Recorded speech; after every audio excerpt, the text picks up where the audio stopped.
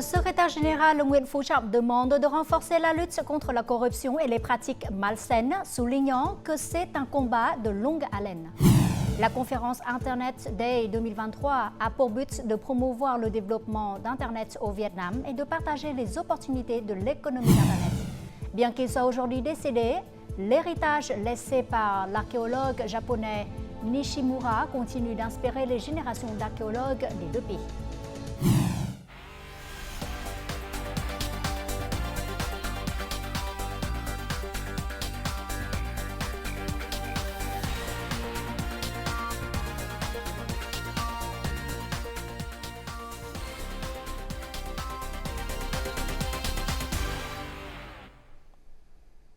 Mesdames et messieurs, bonjour, bienvenue au journal francophone. Le secrétaire général Nguyễn Phú Trọng a présidé ce mercredi à Hanoï une réunion de la Direction nationale de prévention et de lutte contre la corruption et les pratiques malsaines. Il s'est réjoui des progrès significatifs réalisés ces dernières années et a proposé l'établissement d'une théorie sur la lutte anticorruption au Vietnam. Le leader du PCV a souligné que la lutte anticorruption était un combat de longue haleine, nécessitant une législation plus stricte et des mesures de prévention et des sanctions plus rigoureuses. Nguyễn Phú Trọng a également appelé les législateurs à modifier les lois nécessaires en tenant compte de la réalité. L'Assemblée nationale, les députés ont adopté aujourd'hui les modifications du programme de la 6e session de la 15e législature. En vertu de ce vote, l'approbation du projet d'amendement de la loi foncière sera reportée à la prochaine session parlementaire afin de permettre la poursuite des modifications nécessaires. Les élus ont estimé que cette décision était judicieuse et prudente. Il est essentiel de consacrer davantage de temps à l'examen et au perfectionnement de ce projet de loi afin d'assurer sa conformité avec le système législatif. Il convient de noter que ce projet de loi revêt une importance particulière impactant de nombreux secteurs socio-économiques. Le président Võ Văn Thưởng a reçu aujourd'hui à Hanoï le vice-premier ministre et ministre des Affaires étrangères laotien, Salomsay Komasit, qui est au Vietnam, co-présidé la 10e consultation politique Vietnam-Laos. Le chef de l'État a pris en estime la grande amitié, la solidarité spéciale et la coopération intégrale Vietnam-Laos. Les deux parties ont convenu de poursuivre les mécanismes de coopération périodique, se tenant mutuellement informés des mises à jour sur la politique extérieure de chaque pays. Le président Võ Văn Thưởng a salué la préparation active du Laos pour sa présidence de l'ASEAN en 2024 et a promis d'aider Vientiane à accomplir cette mission majeure. Au cours des 3 prochaines années, l'économie d'Internet au Vietnam connaîtra une croissance moyenne de 30% par an, soit le taux de croissance le plus élevé de la région. L'intelligence artificielle et le cloud computing se développeront de manière exponentielle sur les plateformes de nouvelle génération. De nombreuses informations encourageantes ont été partagées lors de la journée vietnamienne d'Internet 2023, organisée aujourd'hui à Hanoï par l'Association vietnamienne de l'Internet. Nous en saurons plus. La journée d'Internet 2023 présente des réalisations technologiques exceptionnelles comme l'assistant virtuel pour la création de contenu permettant d'économiser jusqu'à 90% des coûts et du temps, ou la création d'un site web automatique en seulement 30 secondes grâce à l'IA. Les 4 domaines phares du Vietnam seront l'intelligence artificielle, le cloud computing, le commerce électronique et la cybersécurité. Maintenant, la valeur d'Internet est plus grande, car nous y trouvons une gigantesque source de données. Et à l'avenir, Internet apportera des valeurs à la vie humaine. Après plus de 25 ans au Vietnam, Internet est largement utilisé et a fortement contribué au développement économique du pays. Selon le récent rapport de Google, le Vietnam connaît le taux de croissance de l'économie numérique le plus rapide d'Asie du Sud-Est. Ce résultat est un témoignage fort et indéniable de la liberté d'Internet au Vietnam. S'il était entravé, le développement d'Internet ne serait pas possible comme il l'est aujourd'hui. Les Vietnamiens peuvent accéder à Internet n'importe où, c'est une vérité indiscutable. Avec près de 80 millions d'internautes, le Vietnam a attiré des géants technologiques mondiaux tels que Samsung et LG. Et bientôt, de grandes marques telles que Nvidia, Meta, SpaceX ou Foxconn investiront au Vietnam, créant de grandes opportunités pour le secteur des technologies de l'information. L'apparition de nouvelles technologies et de nouvelles plateformes numériques a changé le mode de fonctionnement de la société et des entreprises. Les entreprises dans ce domaine doivent s'efforcer de saisir les opportunités. Lors de la conférence, les intervenants ont abordé des questions relatives à l'avenir durable de l'écosystème Internet du Vietnam. Le ministère de l'Information et des Communications a soumis au gouvernement un plan d'aménagement d'Internet de nouvelle génération jusqu'en 2030 avec vision jusqu'en 2050. Le Vietnam et les États-Unis ont officiellement porté leurs relations bilatérales vers un partenariat stratégique global. Cette relation ouvre des opportunités pour promouvoir les exportations de marchandises vers les États-Unis. Cependant, les opportunités s'accompagnent toujours de défis. Ce marché exige de plus en plus de produits verts et durables. Selon le représentant de l'Association vietnamienne du textile et de l'habillement, les opportunités pour les entreprises d'accéder au marché américain sont nombreuses. Cependant, pour conquérir ce marché, elles doivent répondre à de nombreuses exigences, notamment en matière d'écologisation et d'économie d'énergie. Les entreprises doivent comprendre l'importance du développement durable et de l'écologisation des processus de production. Ces exigences doivent être remplies pour que nous ayons des commandes stables. Le Vietnam est une économie d'exportation et les États-Unis sont son principal partenaire. Nous achetons beaucoup de produits d'exportation du Vietnam, notamment des vêtements. Mais nous sommes surtout intéressés par les produits verts et propres. Avec plus de 330 millions d'habitants, la demande des consommateurs américains est énorme. Cependant, dans le contexte économique mondial actuellement difficile, les besoins et les goûts des consommateurs ont changé, avec de nouvelles exigences, notamment en matière de prix, de qualité ainsi que de normes de production. Par conséquent, les entreprises vietnamiennes doivent s'adapter à ces changements. Le Vietnam doit avoir une feuille de route pour abandonner progressivement le charbon, le pétrole et le gaz. Par conséquent, les autorités doivent disposer d'instructions pour aider les entreprises à répondre aux réglementations mondiales communes. Avec un taux de croissance moyen des échanges commerciaux de plus de 20% par an, les États-Unis restent le plus grand marché d'exportation du Vietnam. Par conséquent, les entreprises doivent réagir à la tendance verte pour répondre aux exigences des marchés. Notre journal continue avec les taux de change et l'indice de la Bourse du Vietnam pour ce 22 novembre.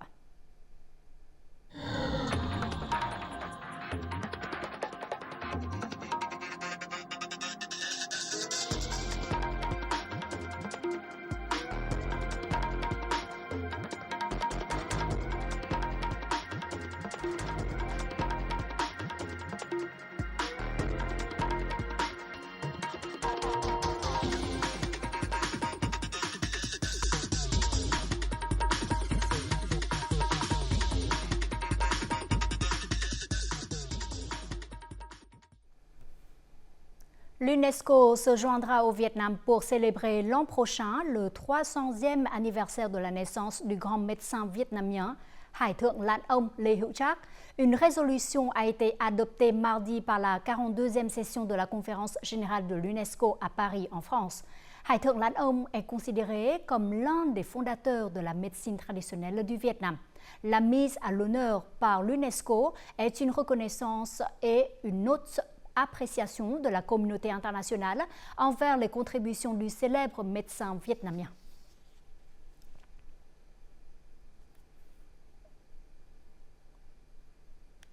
Les postes médicaux de quartier et de commune sont les établissements de santé de base. Il s'agit de l'épine dorsale des soins de santé primaires pour la population. Mais la capacité d'examen et de traitement de ces postes médicaux reste limitée, alors que la demande est très élevée. Actuellement, de nombreuses localités ont favorisé la combinaison des postes médicaux avec les cliniques satellites. Le poste médical de la commune Vĩnh B est désormais l'endroit choisi par M. Ting pour son traitement. Avant, il devait parcourir plus de 10 km pour se faire soigner. À plus de 80 ans, il souffre depuis des années de maladies chroniques comme la tension artérielle et les maladies cardiaques. Ma maladie nécessite des contrôles mensuels réguliers. Donc, l'examen et le traitement au poste de santé communal sont très pratiques. Je n'ai plus besoin d'aller loin. Auparavant, chaque jour, le poste de santé communal ne recevait que quelques patients. Depuis mai 2023, le poste médical de la commune de Vĩnh B est devenu une clinique satellite de l'hôpital du district de Binh Chanh, doté de médecins spécialisés en médecine interne, en chirurgie et en médecine traditionnelle. Le nombre de patients a été multiplié par 10. Les gens ont un grand besoin d'examens et de traitements médicaux et souhaitent disposer d'une station médicale satellite à proximité de leur domicile pour recevoir facilement des médicaments et ne pas perdre de temps à se déplacer. La commune de Vĩnh B du district de Binh Chanh compte environ 160 000 habitants. Les besoins en matière d'examens et de traitements médicaux sont donc élevés. Cependant, il existe encore de nombreux postes médicaux dans les zones reculées, manquant de ressources humaines et d'équipements. Ces obstacles font que les gens n'ont pas vraiment confiance dans les soins de santé dispensés dans ces établissements. Nous espérons que les postes médicaux investiront dans davantage d'équipements pour mieux nous servir. Investir dans les postes de santé des communes et des quartiers est vraiment nécessaire. Il faut cependant être synchronisé en termes d'équipement et de ressources humaines. Les ressources humaines des postes médicaux ont également besoin de davantage d'incitation. Investir dans les ressources et les équipements des postes médicaux vise à améliorer la qualité des examens et des traitements médicaux et à aider les gens à recevoir des soins de santé de base à moindre coût et de manière efficace.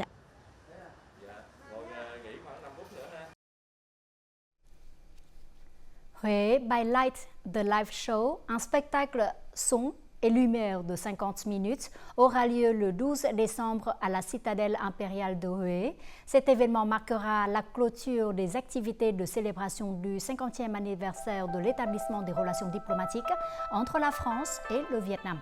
Le spectacle sera réalisé par AC3 Studios, la société en charge de l'éclairage de la cérémonie d'ouverture des Jeux Olympiques d'été de 2024 à Paris. Le point culminant sera un spectacle vidéo de mapping unique projeté sur la surface architecturale de Ngọ Môn, la citadelle de Huế, afin de rendre hommage à la valeur de ce patrimoine architectural à l'ancienne capitale impériale vietnamienne.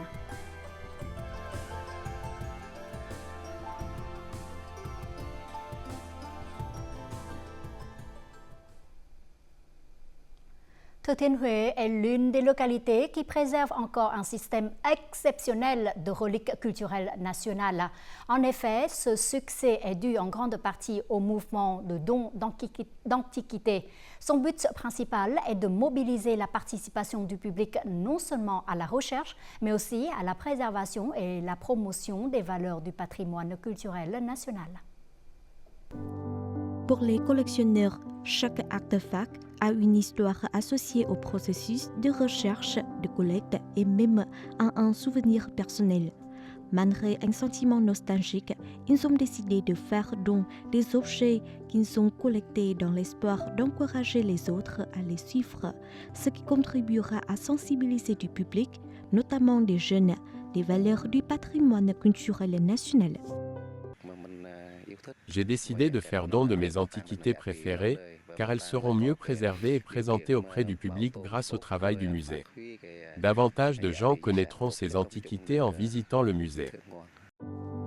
En 2023, le musée des antiquités royales de Huế a reçu plus de 100 dons regroupant des documents, des objets et des antiquités provenant d'organisations et de particuliers. Ils seront étudiés et exposés par le musée pour le public. Les dons des collectionneurs aident à ramener les antiquités dans l'espace patrimonial auquel elles appartiennent, c'est-à-dire dans un musée. Plus récemment, après de nombreuses années d'errance, de précieuses antiquités de la dynastie des Nguyen, à savoir le grand chapeau des mandarins et la tenue Nhật Bình des concubines, ont été rapatriées. Il s'agit d'un événement spécial marquant le retour aux racines des patrimoines culturels nationaux. J'espère sincèrement que dans les temps à venir, davantage d'antiquités précieuses seront rapatriées et rendues à leur lieu de naissance. Le Musée royal des antiquités de Hué est toujours une adresse prestigieuse où les chercheurs et les collectionneurs de tout le pays font don d'artefacts. Ce mouvement revêt une importance particulière qui contribue à la préservation des valeurs patrimoine du pays. À 120 km de Bruxelles, en Belgique, la ville côtière d'Ostende compte plus de 70 millions d'habitants, parmi eux 6 Vietnamiens. Bien que leur nombre soit faible, les Vietnamiens de cette ville ont fait de grands efforts pour promouvoir la culture vietnamienne auprès de la communauté locale, et ce, à travers les livres. Nous en saurons plus dans le reportage réalisé par notre correspondant en Belgique.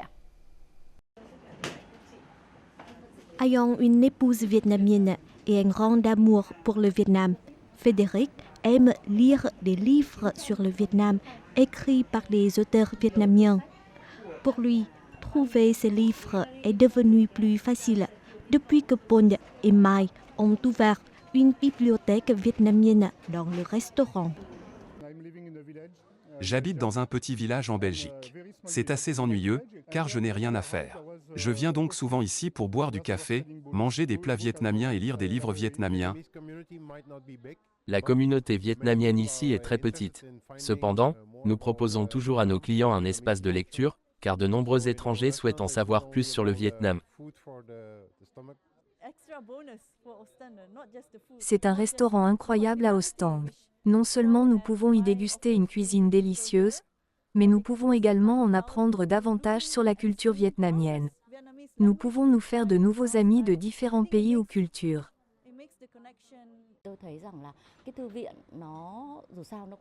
L'espace de lecture ici est encore petit. En même temps, tous ceux qui souhaitent accéder aux livres vietnamiens devront venir ici. C'est pourquoi je pense que le modèle des bibliothèques vietnamiennes dans les restaurants vietnamiens à l'étranger devrait être reproduit. Cela contribuera à présenter davantage d'œuvres vietnamiennes aux amis internationaux. J'ai apporté ici de nombreux livres vietnamiens imprimés et traduits dans de nombreuses langues, comme l'anglais, le français, l'italien, le hongrois et le roumain. Je proposerai que l'Association des écrivains vietnamiens présente davantage de livres vietnamiens dans d'autres pays. De cette façon, les Vietnamiens d'outre-mer peuvent soulager leur nostalgie lorsqu'ils vivent à l'étranger.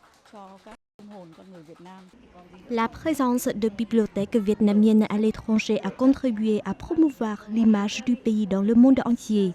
Ainsi, les Vietnamiens d'outre-mer et les étrangers peuvent en apprendre davantage sur la culture et la vie quotidienne des Vietnamiens.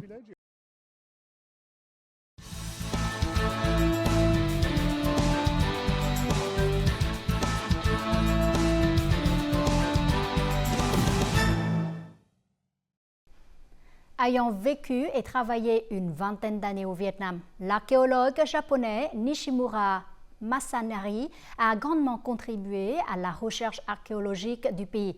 Il était présent sur la plupart des sites archéologiques de par le pays et a été l'auteur de découvertes importantes. Bien qu'il soit aujourd'hui décédé, son travail continue d'inspirer les générations d'archéologues vietnamiens et japonais à se lancer dans leur propre voyage d'exploration. Nous vous invitons à découvrir l'héritage du docteur Nishimura dans l'archéologie vietnamienne. Un bol en céramique verte. Des morceaux d'une assiette en céramique décorée de chrysanthèmes. Ou une statuette en porcelaine. Ce sont des pièces en céramique qui révèlent l'histoire de l'ancien métier de poterie du village de Kim Lan.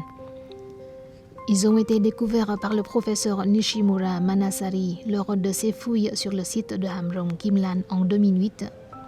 Ces objets sont actuellement exposés au musée de la poterie Kim Lan, le premier musée communautaire du Vietnam, ouvert en 2012.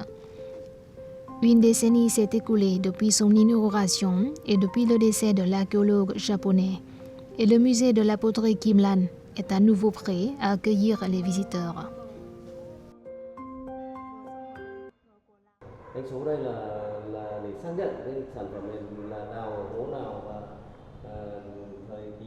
En 2008, Nishimura a lancé une fouille personnelle.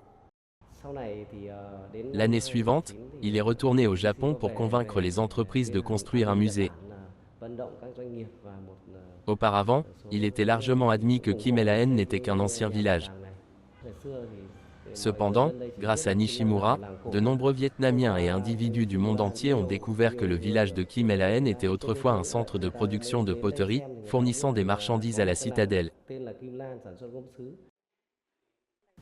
Les céramiques anciennes de Kim Lan ne sont pas les seules reliques précieuses découvertes par l'archéologue japonais. Ces découvertes ont généralement contribué à révéler les pages d'or de l'histoire du Vietnam. On a toujours affirmé que le Vietnam était le berceau des tambours Dong Son. Cependant, le moule utilisé pour fabriquer ces tambours en bronze n'a jamais été retrouvé. Nishimura fut la première personne à découvrir le moule à l'huile-eau, ce qui confirma officiellement que les tambours étaient bien produits au Vietnam. Le professeur Nishimura Masanari a identifié différentes périodes historiques de l'archéologie vietnamienne et a attiré l'attention des scientifiques japonais et internationaux sur le Vietnam. Par exemple, il a proposé que l'archéologie de la culture fluviale représente une période historique distincte, servant peut-être de phase de transition entre la période tardive et l'âge du bronze. Cependant, l'âge du bronze a officiellement commencé de Dongdo à Gomon et a atteint son apogée à l'époque de Dong Son. Cette découverte a soulevé la possibilité d'une réévaluation de l'histoire du Vietnam. Le décès soudain de Nishimura en 2013 a non seulement laissé un vide dans le cœur de sa famille et de ses collègues, mais a également laissé de nombreux projets inachevés. Récemment, un séminaire a eu lieu sur les contributions de Nishimura Masanari à l'archéologie vietnamienne. Son but était de passer en revue les réalisations de recherche de l'archéologue japonais et de discuter de la manière de poursuivre son travail. Ce séminaire n'est que l'un de nombreux séminaires organisés au cours de la dernière décennie en l'honneur du docteur Nishimura. Le docteur Nishimura a peut-être trouvé le plus vieux bateau coulé au Vietnam et m'a contacté pour faire des recherches, mais malheureusement il est décédé juste après notre conversation. Son épouse, la docteure Noriko Nishimura, a constitué une nouvelle équipe pour poursuivre ses recherches. L'archéologie sous-marine du Vietnam est un domaine nouveau, donc peu de gens comprennent ce travail. Je souhaite également poursuivre les prospections sous-marines avec l'équipe de recherche vietnamienne. Je crois le docteur Nishimura le voulait aussi.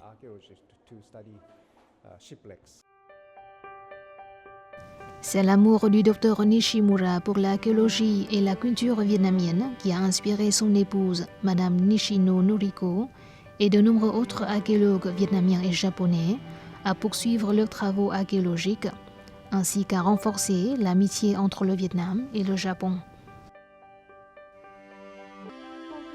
Après le décès de Nishimura, j'ai eu l'impression que si personne ne poursuivait son travail, des recherches précieuses seraient perdues. Je regrette profondément que Nishimura ait voulu faire beaucoup de choses, mais ne puisse plus les faire. Je dois donc continuer son travail pour que ses œuvres perdurent.